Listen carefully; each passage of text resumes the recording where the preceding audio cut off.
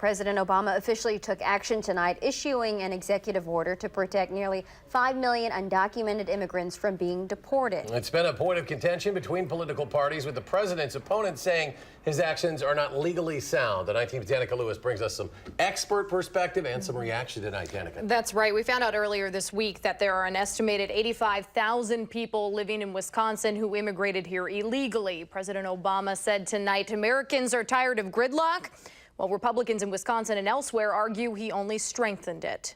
The actions I'm taking are not only lawful, they're the kinds of actions taken by every single Republican president and every single Democratic president for the past half-century. The opposition poised long before the president addressed the nation, notable Republicans taking aim at Obama's executive order on immigration, like Governor Scott Walker in front of the Republican Governors Association. And I think it'd be hard-pressed not to find anybody but a partisan Democrat who wouldn't say that this is illegal. The fallout from this order is going to be political. It's almost certain that it's not going to be legal. UW political expert Ken Mayer says amidst Republican outrage and talks of taking action from lawsuits to impeachment, he believes when it comes to what Obama decided to do about immigration, opponents do not have the legal leverage to question constitutionality, and it's unlikely the courts would even get involved. Whether or not this is a wise policy or whether it's a good thing to do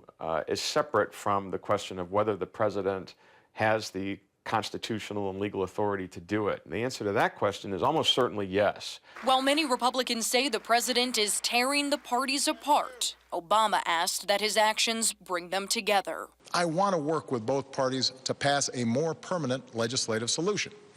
And the day I sign that bill into law, the actions I take will no longer be necessary.